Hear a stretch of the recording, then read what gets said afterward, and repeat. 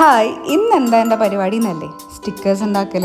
കുറച്ചു കാലം മുന്നേ എൻ്റെ യൂട്യൂബിൽ ഫസ്റ്റ് ഫീഡിൽ വരുന്ന സാധനം എപ്പോഴും ഈ DIY സ്റ്റിക്കേഴ്സ് ആയിരിക്കും. ആ സമയത്ത് ഈ പരിപാടി കൊള്ളാലോ എന്ന് വിചാരിച്ചെങ്കിലും ഇത് ചെയ്തു നോക്കാനുള്ളൊരു സാവകാശം മൂടും ഒക്കെ വന്നതാ ഇപ്പോഴാണ്. ഈ കുറച്ചാലം മുന്നേ, അതായത് ഇപ്പോൾ നമ്മൾ സ്കൂളിലൊക്കെ പഠിക്കുന്ന സമയത്ത് ഈ സ്റ്റിക്കേഴ്സ് പ്രാന്തായി നടക്കുന്ന ഒരു കാലഘട്ടം നിങ്ങൾ എല്ലാവരുടെയും ലൈഫിൽ ഉണ്ടായിട്ടുണ്ടാവില്ലേ? അങ്ങനെ ഒരു കാലഘട്ടം എനിക്കും ഉണ്ടായിരുന്നു. ആ സമയത്ത് സ്റ്റിക്കേഴ്സ് കളക്ട് ചെയ്ത് വെക്കുക എന്ന് പറയുന്നതായിരുന്നു എൻ്റെ ഏറ്റവും വലിയ ഹോബി എന്ന് പറയുന്നത്. മാത്രമല്ല, ഈ നോട്ട്ബുക്കിൻ്റെയും ടെക്സ്റ്റ് ബുക്കിൻ്റെയും മുമ്പിലൊക്കെ സ്റ്റിക്കേഴ്സ് ഒട്ടിച്ച് വെച്ച് അലങ്കോലപ്പണി നടത്തുന്നത് എനിക്കിപ്പോഴും നല്ല ഓർമ്മയുണ്ട്. എനിക്ക് ഏറ്റവും ഇഷ്ടപ്പെട്ട സബ്ജക്റ്റ് ആണെങ്കിൽ അതിൻ്റെ മുന്നിൽ എനിക്ക് ഏറ്റവും ഇഷ്ടപ്പെട്ട സ്റ്റിക്കറും, ഇഷ്ടപ്പെടാത്ത സബ്ജക്റ്റ് ആണെങ്കിൽ എൻ്റെ അടുത്തുള്ളിൽ വെച്ച് ഏറ്റവും മോശം സ്റ്റിക്കറൊക്കെ ഒട്ടിച്ച് വെക്കുന്ന ഒരു പരിപാടിയും കൂടെ എനിക്കുണ്ടായിരുന്നു. പിന്നെ നിങ്ങൾക്ക് ഈ സ്ലാം ബുക്കൊക്കെ ഓർമ്മയുണ്ടോ?